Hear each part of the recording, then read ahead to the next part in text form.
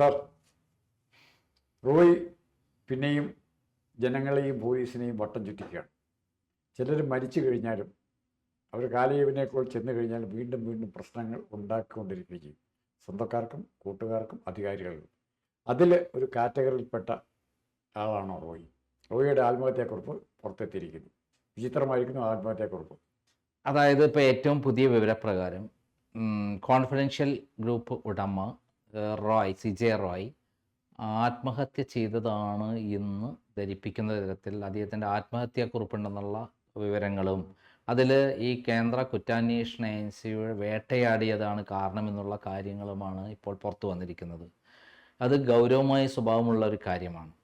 നമ്മൾ നേരത്തെ ഫസ്റ്റ് വീഡിയോയിൽ തന്നെ പറഞ്ഞിരുന്ന കാര്യം, ഈ പറയുന്ന CJ റോയിയുടെ മരണത്തിന് കാരണം, ആത്മഹത്യ വെടിവെച്ചും സ്വയം മരിച്ചതിന് കാരണം മാനസിക സമ്മർദ്ദമുണ്ടാക്കി അദ്ദേഹത്തെ ആത്മഹത്യയിൽ എത്തിച്ചു എന്നുള്ളതാണ് നമ്മൾ പറഞ്ഞത്. അപ്പോൾ ഈ ആത്മഹത്യാക്കുറിപ്പിലെ ചില വിവരങ്ങൾ പുറത്തു വന്നത് പ്രകാരം അദ്ദേഹം കഴിഞ്ഞ കുറച്ച് മാസങ്ങളായി, കഴിഞ്ഞ ഡിസംബർ മാസം മുതൽ തന്നെ ആദായ നികുതി വകുപ്പ് അദ്ദേഹത്തെ വേട്ടയാടിക്കൊണ്ടേയിരുന്നു. കഴിഞ്ഞ 6 മാസം മുതൽ തന്നെ അദ്ദേഹത്തിൻ്റെ ചില നീക്കങ്ങളെക്കുറിച്ച് അദ്ദേഹത്തെ ട്രാക്ക് ചെയ്യുന്നുണ്ടായിരുന്നു, അദ്ദേഹത്തെ ചോദ്യം ചെയ്തുകൊണ്ടിരിക്കുന്നുണ്ടായിരുന്നു, ചില സംശയങ്ങൾ ചോദിച്ചുകൊണ്ടിരിക്കുന്നുണ്ടായിരുന്നു എന്നുള്ള വിവരങ്ങളുമാണ് ഇപ്പോൾ പുറത്തു വന്നിരിക്കുന്നത്. അപ്പം അദ്ദേഹത്തെ പിടിക്കപ്പെടും എന്നുള്ളതിന് മുമ്പ് ഒരിക്കലും ഇവരെ മുന്നിൽ രക്ഷപ്പെടാൻ യാതൊരു വഴിയും എന്ന് കണ്ടതുകൊണ്ട് ഈ ആദായ നികുതി വകുപ്പിൻ്റെ ഈ വേട്ടയാടലിനുണ്ടായിട്ടുള്ള മാനസിക സമ്മർദ്ദമാണ് ഈ മരണത്തിന് കാരണം എന്ന് കാണിച്ചുകൊണ്ടുള്ള ഒരു ആത്മഹത്യക്കുറിപ്പാണ് ചെയ്തിരിക്കുന്നത് എന്നുള്ള വിവരമാണ് പുറത്തു വന്നിരിക്കുന്നത്. അത് എത്രമാത്രം ശരി തെറ്റൊക്കെ പൂർണ്ണമായി നമ്മൾക്ക് കത്ത് കിട്ടുമ്പോൾ മാത്രമാണ്, അപ്പോൾ ആത്മഹത്യക്കുറിപ്പ് കാണുമ്പോൾ മാത്രമാണ് നമുക്ക് പറയാൻ പറ്റുള്ളൂ. പക്ഷെ നമ്മൾ അതിന് മുമ്പ് കാണേണ്ട ഒരു കാര്യം, നമ്മൾ ഈ അദ്ദേഹം മരിച്ച രീതി പ്രകാരം അദ്ദേഹം നെഞ്ചത്ത് വെടിവെച്ചിട്ടാണ് മരിച്ചിട്ടുള്ളത്. ഈ നെഞ്ചത്ത് വെടിവെച്ച് അങ്ങനെ സാധാരണ മെലിഞ്ഞൊരാൾക്ക് കൈ മടക്കാൻ പറ്റും, പക്ഷേ നല്ല ആരോഗ്യമുള്ള ഹൈറ്റും വെയിറ്റും ഉള്ള ആൾക്ക് അങ്ങനെ ചെയ്യാൻ പറ്റില്ല. അദ്ദേഹം തലയ്ക്ക് വെടിവെച്ചിട്ടേ മരിക്കാൻ പറ്റുള്ളൂ. അപ്പം നെഞ്ചത്ത് ഹാർട്ട് തുരന്ന്, അതേപോലെ ലങ്സ് തുടർന്ന് ശ്വാസകോശങ്ങൾ തകർത്തുകൊണ്ടുള്ള അദ്ദേഹത്തിൻ്റെ വെടി ഏറ്റു എന്നുള്ളതാണ് പോസ്റ്റ്മോർട്ടം റിപ്പോർട്ടിൽ പറയുന്നുണ്ടെങ്കിൽ, അത് എങ്ങനെ വെടിവെച്ചു എന്നുള്ളത്, ആര് വെടിവെച്ചു എന്നുള്ളത് പുറമേ നിന്നുള്ളൊരു വെടിവെച്ചിട്ടാണ് അദ്ദേഹം മറ്റൊരാൾ വെടിവെച്ച് കൊന്നതാണ് എന്നുള്ള നിലയിലേക്ക് വേണം വിലയിരുത്താൻ വേണ്ടി. അതേസമയം തലയ്ക്ക് വെടിവെച്ചിരുന്നെങ്കിൽ നമുക്ക് പറയാമായിരുന്നു അദ്ദേഹം ആത്മഹത്യ ചെയ്തു എന്നുള്ളത്. ഇത് അങ്ങനെയുള്ള ഒരു ചിന്താഗതി മാറുകയാണ്. ഇതിനെക്കുറിച്ച് ചില ഫോറൻസിക് ലാബ് ബന്ധപ്പെട്ട ആളുകളോട് ഞാൻ അന്വേഷിച്ചപ്പോൾ അവർ പറഞ്ഞത് ഒരിക്കലും സാധ്യത കുറവാണ് ആത്മഹത്യ ചെയ്തതിന്, ഇതൊരു കൊലപാതകമായിട്ടേ വിലയിരുത്താൻ പറ്റുള്ളൂ. പ്രഥമദൃഷ്ടി അങ്ങനെയാണ് വിലയിരുത്തുന്നത്. ഇനി മറ്റുള്ള സാധ്യതകൾക്ക് തെളിവുകൾ വേണം, CCTV ദൃശ്യങ്ങളോ. നമുക്ക് പറയാനുള്ളത് പിന്നെ എത്ര ദൂരെന്നാണ് വെടിയേറ്റത്, പറയാൻ പറ്റുള്ളൂ. അല്ല, എത്ര നെഞ്ചത്ത് വെച്ചിട്ട് വെടിവെച്ചതാണോ ഒന്നും പറയാൻ പറ്റില്ല. രണ്ടാമത്തെ ഒരു കാര്യം കൂടി വളരെ ഇമ്പോർട്ടൻ്റ് ആയ കാര്യം, CCTV ദൃശ്യങ്ങൾ അവർ CCTV ഓഫാക്കി വെച്ചിരുന്നു. അതെന്തുകൊണ്ട്? അത് വളരെ ദുരൂഹമായൊരു കാര്യമാണ്. കാരണം CCTV ഉണ്ടായിരുന്നെങ്കിൽ അദ്ദേഹം കൃത്യമായിട്ട് ഇതിനെപ്പറ്റി നമുക്ക് പറയാൻ പറ്റുമായിരുന്നു ഇത് അദ്ദേഹം വെടിവെച്ചതാണ് എന്നുള്ളത്. ഇതിൽ നമുക്കുള്ള കണ്ടൻഷൻ, ഇയാളെ ഉദ്യോഗസ്ഥന്മാർ ഫ്രിസ്ക് ചെയ്യും, മൊത്തം പരിശോധിക്കും. ഇയാളെ അന്വേഷിക്കാൻ ആ വീട്ടിൽ കയറി കഴിഞ്ഞാൽ എല്ലാ വീട്ടുകാരെല്ലാം മാറ്റി നിർത്തി ഇയാളോട് ഇങ്ങോട്ട് ബോൾ ഇവിടെ ഇരിക്കുക, ഒരു കസര കാണിച്ചിട്ട് അവിടെ ഇരിക്കുക, ഇവിടെ നനങ്ങരുത്, ഇതെല്ലാം പറഞ്ഞ് ഇയാളുടെ ദേഹപരിശോധന നടത്തി ആയുധങ്ങളോ മൊബൈൽ ഫോണോ ഒക്കെ ആയിട്ട് കണ്ടെത്തും. ഈ ആയുധങ്ങൾ കണ്ടെത്തി ഇവരുടെ ഒരാളെ വന്നവരാരെങ്കിലും ഒരുത്തന്നെ ആയുധം കണ്ടെത്തി ഇയാളുടെ തോക്ക് തന്നെ അവൻ്റെ അടുത്ത് ഉപയോഗിക്കത്തില്ലേ? ഞാൻ എൻ്റെ ഒരു സംശയം പറഞ്ഞു, ഇയാളുടെ കൈവശമുള്ള തോക്ക് തന്നെ അവർ പരിശോധനയ്ക്കിടെ പിടിച്ചെടുത്ത് ആ തോക്ക് ഉപയോഗിച്ച് ഇയാളെ കൊല്ലണമെന്ന് ഉദ്ദേശിച്ച് ആരെങ്കിലും അവരുടെ കൂട്ടത്തിലുണ്ടായിരുന്നെങ്കിൽ, അല്ലെങ്കിൽ പുറത്തുനിന്ന് ആരെങ്കിലും വന്നിട്ടുണ്ടായിരുന്നെങ്കിൽ, ആരൊക്കെ അവിടെ വന്നിരിക്കുന്നതെന്നോ എത്ര വഴി ചെയ്യുന്നതെന്നോ ഒരു കണക്കുമില്ല, രഹസ്യമില്ല. ആ രഹസ്യം ഉള്ളിടത്തോളം കാലം സംശയങ്ങളും കൂടും. പക്ഷേ ഇന്നലെ അവിടുത്തെ CJ ജോസഫ് അല്ലേ, ഒരു ഡയറക്ടർ അവരുടെ പറഞ്ഞിരിക്കുന്ന കാര്യം എന്താണ്? ആ പറഞ്ഞിരിക്കുന്ന കാര്യത്തിൽ നമ്മൾ വളരെ വ്യക്തമായി പറയുന്നൊരു കാര്യം, പിന്നെ അദ്ദേഹം അകത്തെ ക്യാബിനിലേക്ക് പോയി ചില രേഖകൾ എടുക്കാൻ പോയി. ക്യാബിനിലേക്ക് കയറുന്ന സമയത്ത് വാതിലടച്ച് കുട്ടിയിട്ടു. ഉള്ളിൽ കയറി കുട്ടിയിട്ട് ആർക്കും അറിയില്ല. കുട്ടിയിട്ടതിന് ശേഷം പിന്നെ തുറന്നില്ല. പിന്നീട് തുറക്കാത്തൊരവസ്ഥയിൽ ചവിട്ടിപ്പൊളിക്കായിരുന്നു. ചവിട്ടിപ്പൊളിച്ചിട്ട് ആണ് തുറന്നത് എന്നാണ് അദ്ദേഹം പറഞ്ഞത്. ഇത് വിശ്വാസയോഗ്യമാകണമെങ്കിൽ അതിന് CCTV ദൃശ്യങ്ങൾ വരണം. ആദായ നികുതി വകുപ്പിന്റെ ആൾക്കാർ റെയ്ഡ് ചെയ്തതിന് വന്നതല്ല എന്നാണ് അവർ പറയുന്നത്. പകരം ചില പേപ്പറുകൾക്ക് സംശയം തീർക്കാൻ റെയ്ഡ് വെരിഫിക്കേഷൻ വന്നു എന്നുള്ളതാണ് അവരെ വിശദീകരണം വരുന്നത്.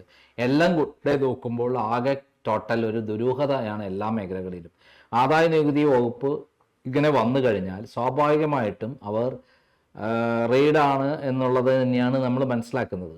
ആ റെയ്ഡാണെങ്കിൽ ഈ പറയുന്ന അവിടെയുള്ള ആളുകളെ എഴുന്നേക്കാൻ പോലും സമ്മതിക്കും, ഒരു ഭാഗത്തെ മാറ്റി നിർത്തും. പ്ലസ് ഈ CJ റോയിയെ കസ്റ്റഡിയിൽ വെച്ച് CJ റോയ് പറയുന്ന സ്ഥലത്തേക്ക് ആദായ നികുതി ഉദ്യോഗസ്ഥന്മാരും പോലീസുകാരടക്കം പോകും.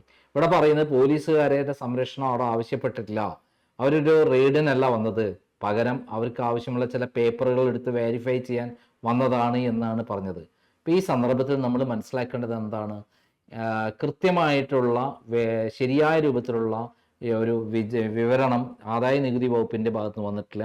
അതേ സമയത്ത് ഈ പറയുന്ന ഡയറക്ടർ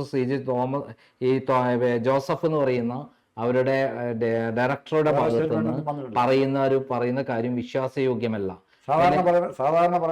പിന്നെ കൊലപാതകമാണ് എന്ന് സംശയിക്കുന്ന രൂപത്തിലുള്ള പോസ്റ്റ്മോർട്ടം റിപ്പോർട്ടാണ് പുറത്തു വന്നിരിക്കുന്നത്. പിന്നെ ആ പോസ്റ്റ്മോർട്ടം റിപ്പോർട്ടിൽ അദ്ദേഹത്തിന് തലയ്ക്ക് വെടിവെച്ചു എന്ന് പറഞ്ഞാൽ നമുക്ക് ആത്മഹത്യ എന്ന് പറയാം, സ്വാഭാവികം വേറെ വിശ്വസിക്കേണ്ട ആവശ്യമില്ല. പക്ഷെ ശാരീരിക പ്രതിരോധി കൊണ്ട് പോലും അദ്ദേഹത്തിന് ശരീരത്തിലേക്ക് വെടിവെക്കാൻ പറ്റില്ല, പകരം തലയ്ക്ക് വെടിവെക്കാൻ പറ്റുള്ളൂ. വേറെ ആരോ വെടിവെച്ച് കൊന്നു എന്നും നമുക്ക് സംശയിക്കാം. അപ്പം കള്ളൻ കപ്പലിൽ തന്നെ ഉണ്ട്. ഇതിനിടയിൽ ഇപ്പം ആത്മഹത്യാക്കുറിപ്പ് വന്നു എന്ന് പറയുമ്പം നമ്മൾ ഏത് വിശ്വസിക്കണം എന്ന്, എത്ര പേരവിടെ പോയിന്നോ, എത്ര ഉദ്യോഗസ്ഥന്മാരുണ്ടായിരുന്നോ, ആരൊക്കെ ഉണ്ടായിരുന്നോ, ഇത്തരം കാര്യങ്ങളൊന്നും CCTV നമുക്ക് കിട്ടുന്നില്ല. ഒരു ആരൊക്കെ ഇപ്പോൾ CCTV ബ്ലോക്ക് ചെയ്യുക എന്ന് പറഞ്ഞാൽ ഈ അന്വേഷണത്തിൽ സാധാരണ CCTV ഓപ്പൺ ചെയ്യും. അവരെ ആവശ്യമാണ് CCTV ദൃശ്യങ്ങൾ ഉണ്ടാവുക എന്നുള്ളത്. കാരണം അവര് സുതാര്യമാണ് നടത്തിയതെന്നും അവരെ പ്രൊട്ടക്ട് ചെയ്യണം, അവർക്ക് രക്ഷപ്പെടണമെങ്കിൽ CCTV ദൃശ്യങ്ങൾ വേണം. അപ്പോൾ അവര് വന്നപ്പോൾ അതിനെ ഉപയോഗപ്പെടുത്തിക്കൊണ്ടുള്ള അതും കൂടെ ഉപയോഗപ്പെടുത്തിയുള്ള ഒരു ഓപ്പറേഷൻ അവിടെ നടന്നിട്ടുണ്ട്. അത് ആര് നടത്തി? ഈ CCTV തന്നെ മാൻഡേറ്ററി ആയിട്ട് വന്നത് ചില സ്ത്രീകൾ പരാതി പറയും, ഞങ്ങളെ കയറി പിടിച്ചു ഉദ്യോഗസ്ഥന്മാരെ, എന്നിട്ട് അതിന്റെ പേരിൽ ലോക്കൽ പോലീസിനെ സ്വാധീനിച്ച് കേസെടുക്കും. അത് അങ്ങനെ വരാം. അങ്ങനത്തെ സാധ്യതകൾ ഒഴിവാക്കാൻ വേണ്ടി ഇവരവിടെ പ്രവേശിക്കുന്ന സമയം തൊട്ട് തിരിച്ചു പോരുന്നിടം വരെയുള്ള മുഴുവനും റെക്കോർഡ് ചെയ്യപ്പെട്ടിരിക്കും. എല്ലാ മൂവ്മെന്റും റെക്കോർഡ് ചെയ്യപ്പെട്ടിരിക്കും. അങ്ങനത്തെ റെക്കോർഡ് ഇല്ലാത്തടത്തോളം കാലം ഇയാളെ തന്നെ ഉപയോഗിച്ച് നമുക്ക് പറയാൻ പറ്റില്ല ആരൊക്കെ ഉണ്ടായിരുന്നെന്ന് പറയണ്ടേ. വേറെ വാടക എടുത്തിരുത്താൻ പോരെ, ഇവരുടെ യൂണിഫോം വന്നാൽ പോരെ. ഇവിടെ നമ്മുടെ രാധാകൃഷ്ണനെ കണ്ടാണല്ലോ, എന്തിനാ രാധാകൃഷ്ണൻ പറപ്പിച്ച്, എപ്പോഴാണ് പറപ്പിക്കുന്നത്? 1 വർഷം കഴിഞ്ഞിട്ടാണ്. എല്ലാ കള്ളക്കടത്ത് കേസും സ്വർണ്ണക്കടത്തും ശിവശങ്കരനെ എല്ലാവരുടെയും ഒഴിവാക്കി കൊടുത്ത ശേഷം അവരെ എല്ലാം രക്ഷപ്പെടുത്തിയ ശേഷം ഇയാളെ പണിഷ്മെന്റ് ട്രാൻസ്ഫർ നോർത്ത് ഈസ്റ്റിലേക്ക്. അപ്പം അത് ഈ ഉദ്യോഗസ്ഥന്മാർ അങ്ങനെ ആയിക്കൂടെ? ആരെങ്കിലും ഓരോരുത്തർ മതി, എല്ലാവരും വേണമെന്നില്ല. ഇവനെ ഇല്ലാതാക്കണം, ഇവൻ വാ തുറക്കരുത്, ജയിലിൽ പിടിച്ചിട്ടിട്ട് കാര്യമില്ല, ഇയാളെ പെട്ടെന്ന് ഇറങ്ങിപ്പോരും, അതുകൊണ്ട് ഇയാളെ എലിമിനേറ്റ് ചെയ്യണം എന്നുള്ള ഒരു പർട്ടിക്കുലർ ഉദ്ദേശത്തിൽ വന്ന ഉദ്യോഗസ്ഥന്മാരെ കാണിക്കില്ല. അല്ല, നമ്മൾ വേറൊരു കാര്യം കൂടെ ശ്രദ്ധിക്കേണ്ട കാര്യമാണ്. ഇദ്ദേഹം 3 ദിവസമായിട്ട് ആദായ നികുതി വകുപ്പിന്റെ ആൾക്കാരോട് വന്ന് റെയ്ഡ് ചെയ്തുകൊണ്ടിരിക്കുകയായിരുന്നു എന്നാണ് പറഞ്ഞത്. പക്ഷേ ഇദ്ദേഹം അന്ന് ഉച്ചയ്ക്ക് ശേഷം മാത്രമാണ് ജോസഫിന്റെ കൂടെ എത്തിയെന്ന് പറയുന്നുണ്ട്. അപ്പോൾ അദ്ദേഹം നേരത്തെ മുതൽ കസ്റ്റഡിയിലായിരുന്നു എന്നുള്ള വിവരണം തെറ്റാണ്. മാത്രമല്ല ആദായ നികുതിന്റെ ആൾക്കാർ പറയുന്നത് എന്താ, അവര് പൂർണ്ണ സ്വാതന്ത്ര്യം കൊടുത്തിരുന്നു, ഫോൺ ഉപയോഗിക്കാൻ സൗകര്യം കൊടുത്തിരുന്നു. ഇതൊന്നും തന്നെ നമുക്ക് ഒരു ലോജിക്ക്, ഒരു സാധാരണ റെയ്ഡുമായി ബന്ധപ്പെട്ട നടക്കുന്ന സംവിധാനവുമായി കൂട്ടിയോജിപ്പിക്കാൻ പറ്റുന്ന കാര്യമല്ല. അപ്പം എവിടേക്കോ ചീഞ്ഞു നാറുന്നുണ്ട്. ഇത് വളരെ വിശദമായ ഒരു അന്വേഷണം ആവശ്യമാണ്. അത് ഹൈക്കോടതി നിരീക്ഷണത്തിൽ വരുന്ന ഒരു അന്വേഷണം കൊണ്ട് മാത്രമേ കൃത്യമായി നടക്കൂ. ഉദ്യോഗസ്ഥ തലത്തിൽ പോലും പല അട്ടിമറികൾ നടക്കാം. പിന്നെ വേറെ കാര്യം പറയുന്നുണ്ട്, ഇദ്ദേഹത്തിന് കോടിക്കണക്കിന് രൂപ കള്ളപ്പണ നിക്ഷേപമുണ്ട്. അതുപോലെ സ്ലോവാക്കിയെന്ന് ഈ തീവ്രവാദികളുമായി ബന്ധപ്പെട്ട ഫണ്ട് ഇവിടെ എത്തിയിട്ടുണ്ട്. പിന്നെ സ്വർണം അതേപോലെ അവിടുന്ന് കടത്തിക്കൊണ്ടുവന്നിട്ടുണ്ട്. അദ്ദേഹത്തിന്റെ ലോക്കർ തുറക്കാൻ അദ്ദേഹം തയ്യാറായില്ല എന്നൊക്കെ പല കാര്യങ്ങളും പറഞ്ഞുകൊണ്ടിരിക്കുകയാണ് പുറത്തേക്ക്. പക്ഷെ ഇദ്ദേഹത്തിന് പല ചരിത്രങ്ങളും കേൾക്കുമ്പോൾ ക്രിസ്റ്റൽ ഗ്രൂപ്പിനെ നശിപ്പിച്ച ഒരാളാണ് ഇദ്ദേഹം. ആ ക്രിസ്റ്റൽ ഗ്രൂപ്പിലായിരുന്നു ഇദ്ദേഹം മുമ്പ് വർക്ക് ചെയ്തിരുന്നത്. ആ കൃഷ്ണൻ നമ്പൂതിരിയുടെ അതിനെ നശിപ്പിച്ച് ആ പ്രസ്ഥാനത്തെ ഇല്ലാതാക്കിയ ഒരാളാണ് ഇദ്ദേഹം എന്നുള്ള, തട്ടിയെടുത്തത് ആളാണെന്നുള്ള രൂപത്തിലുള്ള കാര്യങ്ങൾ പുറത്തു വന്നിട്ടുണ്ട്. അത് സത്യമാണെന്നാണ് എന്നോട് ചില ആളുകൾ പറഞ്ഞിട്ടുള്ളത്. പുറകിലുള്ള ചിത്രം മോശമാണ്. ഇതിന്റെ നമുക്ക് ഒറ്റ അസംഷനിൽ എത്താൻ പറ്റുള്ളൂ. ഒന്നുകിൽ ഇയാള് മറ്റാർക്കോ വേണ്ടി മരിക്കേണ്ടി വന്നു, ആത്മഹത്യ പോലും മറ്റാർക്കോ വേണ്ടി ചെയ്തിരിക്കുന്നു. കൊലപാതകമാണെങ്കിൽ മറ്റേ ആള് സാധാരണ ലോജിക് വെച്ചിട്ട് ഇതൊരു കൊലപാതകമായിട്ടോ അല്ല, ഇതൊരു ഒരു ആത്മഹത്യയായി നമുക്ക് കാണാൻ പറ്റുന്നില്ല എന്നാണ്. കാരണം ഇദ്ദേഹം പല പ്രതിസന്ധികളെയും നേരിട്ട് വളർന്നു ഉന്നത സ്ഥിതിയിൽ 2006 മുതൽ 2026 വരെയുള്ള അദ്ദേഹത്തിന്റെ ഗ്രാഫ് എടുത്ത് നോക്കിയാൽ കുത്തനെ മുകളിലേക്കാണ്. അതിനൊക്കെ തന്ത്രങ്ങളും കുതന്ത്രങ്ങളും മെനഞ്ഞിട്ടാണല്ലോ ഇത്ര ആളുകൾ കയറാറ്. ഇപ്പൊ പ്രശ്നങ്ങൾ വന്നാൽ നേരിടാറിയാം, ആദായ നികുതി വന്ന് ടാക്സ് വന്നാൽ ഇരട്ടി ടാക്സ് അടയ്ക്കേണ്ടി വരും, അത്രയല്ലേ ഉള്ളൂ. അല്ല വേറെ ആത്മഹത്യ ചെയ്യേണ്ട പ്രശ്നങ്ങളില്ലല്ലോ. പിന്നെ ഭാര്യയും 2 കുട്ടികളും ഉണ്ട് അയാൾ സ്നേഹിക്കുന്നത്. അപ്പൊ അയാൾ അത്തരം കാര്യങ്ങൾക്ക് ഇൻകം ടാക്സ് കേസ് നാണക്കേട് കൊണ്ട് ആത്മഹത്യയാണ് ഇന്ത്യയിൽ ഒരു ദിവസം 14 ദിനങ്ങൾ ചെയ്യണം. ഇൻകം ടാക്സിന്റെ പ്രശ്നമുണ്ട്, ടാക്സ് പ്രശ്നം. ഇതങ്ങനെയല്ല, അതിനേക്കാൾ ഗുരുതരമായ പ്രശ്നങ്ങൾ ഇയാൾ ചെന്ന് ചാടിയിട്ടുണ്ട്. ആ രേഖകൾ അവരെ കൈവശം കിട്ടിയണം. അത് മാത്രമായിരിക്കില്ല, ഇപ്പൊ NIA അല്ലെങ്കിൽ എൻഫോഴ്സ്മെന്റോ അതേപോലെ CBI ഒക്കെ വരാൻ സാധ്യതയുണ്ടെന്നുള്ള തോന്നലുണ്ടായിരിക്കാം. എന്തായാലും ഇത് കേന്ദ്ര ഗവൺമെന്റിനും വലിയ തിരിച്ചടിയാണ് എന്നുള്ള കാര്യം സംശയമില്ല. കാരണം ഇത്തരത്തിലുള്ള അന്വേഷണ ഏജൻസികൾ പാലിക്കേണ്ട സാമാന്യ രീതികളെല്ലാം ലംഘിച്ചുകൊണ്ട് ഇത്തരം റെയ്ഡുകൾ നടത്തുമ്പോൾ അതിൻ്റെ ഉടമകൾ തന്നെ ആത്മഹത്യ ചെയ്ത് കഴിഞ്ഞാൽ അത് വലിയ തിരിച്ചടിയാണ് അവർക്കുള്ളത് എന്നുള്ള സംശയമില്ല. എന്തായാലും ഇതിൽ വളരെ വിശദമായ ഒരു അന്വേഷണം വളരെ ആവശ്യമാണ്. അതും ഗവൺമെന്റ് തലത്തിൽ പോരാ, ഹൈക്കോടതി നമ്മളെ SITന്റെ കാര്യത്തിൽ ഹൈക്കോടതി നിരീക്ഷണത്തിൽ ഇപ്പോൾ ഉണ്ടായിട്ട് പോലും പിണറായി വിജയൻ അട്ടിമറിപ്പിക്കുന്നുണ്ട്. അപ്പം വളരെ ശക്തമായ രൂപത്തിൽ സ്ക്രൂട്ടിനി കൊണ്ടുള്ള ഒരു അന്വേഷണം നല്ല ഏജൻസികളെ കൊണ്ട്, നല്ല ഉദ്യോഗസ്ഥന്മാരെ കൊണ്ട് അന്വേഷിച്ചാൽ മാത്രമാണ് ഇത് പുറത്തു വരാൻ സാധ്യതയുള്ളൂ. ഇദ്ദേഹത്തെ പോലെ ഇത്രയും ധനാഢ്യനായ ഒരാൾക്ക് ഇങ്ങനെ ആത്മഹത്യ ചെയ്യാൻ പറ്റുമെങ്കിൽ മറ്റുള്ളവരുടെ സ്ഥിതിക്ക് എന്താണ്? ഇയാൾക്ക് ആത്മഹത്യയുടെ ആവശ്യമില്ലാത്ത ഒരാളാണ്. വിജയമല്യയൊക്കെ രക്ഷപ്പെട്ടവൾ ഏത് സമയത്തും മോഡിയെ അനുഗ്രഹിക്കും, കർണാടക ഗവൺമെൻറ് അനുഗ്രഹിക്കും, പിണറായി വിജയനെ അനുഗ്രഹിക്കും, രക്ഷപ്പെട്ടോളാൻ പറയും, രാജ്യം വിട്ടോളാൻ പറയും. രക്ഷയില്ലാത്ത കേസാണെങ്കിൽ ഇയാളെ രക്ഷപ്പെടുത്താൻ ഇയാൾക്ക് തന്നെ അറിയാം, അല്ലെങ്കിൽ രക്ഷപ്പെടുത്താൻ ഇഷ്ടംപോലെ ആൾക്കാരുണ്ട്. അതിനൊന്നും അത്തരം ഓപ്ഷൻസ് ഒന്നും അന്വേഷിക്കാതെ ഒറ്റയടിക്ക് പോയി ചാകണം തീരുമാനിച്ചാൽ അവിടെയാണ് നമ്മുടെ സംശയം. ഇയാൾക്ക് രക്ഷപ്പെടാൻ വഴികൾ ഇഷ്ടംപോലെ ഉണ്ട്. ഇൻകം ടാക്സ് കോമ്പൗണ്ട് ചെയ്ത് ഇത്ര രൂപ പെനാൽറ്റി അടച്ചൊക്കെ പോകും എന്ന് പറയത്തില്ലേ? അത് വേവ് ചെയ്ത് കിട്ടുമ്പോഴെങ്കിൽ 10 ലക്ഷം രൂപ പെനാൽറ്റി അടക്കാൻ പറഞ്ഞാൽ അത് 1 ലക്ഷം വരെയായിട്ട് കുറച്ച് കൊടുക്കാനും ഗവൺമെൻറ്റിന് പവറുണ്ട്, ധനകാര്യ വകുപ്പിന് പവറുണ്ട്. അങ്ങനത്തെ ഇതൊന്നും നോക്കാതെ ഓപ്ഷനൊന്നും അറിയാൻ പാടാത്ത ആളല്ല ഇദ്ദേഹം. പക്ഷെ ഒരു പ്രപഞ്ച രീതി വളരെ പെട്ടെന്ന് ഉയരത്തിലേക്ക് പോകുന്ന, ഉയരം എത്ര കൂടുന്ന അവിടെ താഴോട്ട് പോന്നാൽ വളരെ. പക്ഷെ അദ്ദേഹത്തിന്റെ ഗ്രാഫ് എടുത്ത് നോക്കുമ്പോഴും വേറെ എവിടെയെങ്കിലും അദ്ദേഹത്തിന് വലിയ പ്രശ്നമുള്ളതായിട്ട് കാണുന്നില്ല എന്നുള്ളതാണ്. അദ്ദേഹം എല്ലാം കൊണ്ട് ആഡംബര ജീവിതം നയിക്കുകയാണ്. പിന്നെ എവിടെയാണ് പ്രശ്നം? എല്ലാ മേഖല എടുത്തു നോക്കിക്കഴിഞ്ഞാൽ അദ്ദേഹത്തിന് എല്ലാ പ്രതിസന്ധികളെയും തരണം ചെയ്തുകൊണ്ട് ഒരു സന്തോഷത്തോടു കൂടി ജീവിക്കുന്ന അദ്ദേഹത്തിന് ഒരു പ്രശ്നത്തെ നേരിടാനാണോ വലിയ ബുദ്ധിമുട്ട്?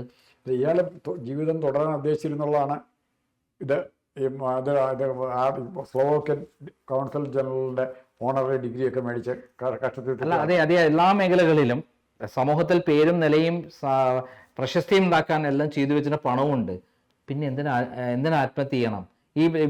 ഇത്തരം ഒരു റെയ്ഡ് മാത്രമാണോ പ്രശ്നം എന്ന് നമുക്ക് ചിന്തിക്കാൻ പറ്റില്ല. വേറെ എന്തൊക്കെയോ ദുരൂഹതകൾ ബാക്കി കിടക്കുകയാണ്. തിരിച്ചു കയറാൻ പറ്റാത്ത രീതിയിൽ ഒരു ആളില്ലാ കയത്തിൽ ചെളിക്കുണ്ടിൽ വീണുപോയി താഴോട്ട് പോവുകയുള്ളൂ എന്നുള്ള ബോധ്യം വന്നപ്പം ശ്വാസം കംപ്ലീറ്റ് പോകുന്നതിന് മുമ്പ് സ്വഭാവത്തോടെ കമ്മിറ്റ് ചെയ്തൊരു ആത്മഹത്യയോ അല്ലെങ്കിൽ പുറത്തുനിന്ന് ആരെങ്കിലും വെടിവെച്ച് മുക്കുകയായിരിക്കും. ഇത് രണ്ട്. Okay, thank you.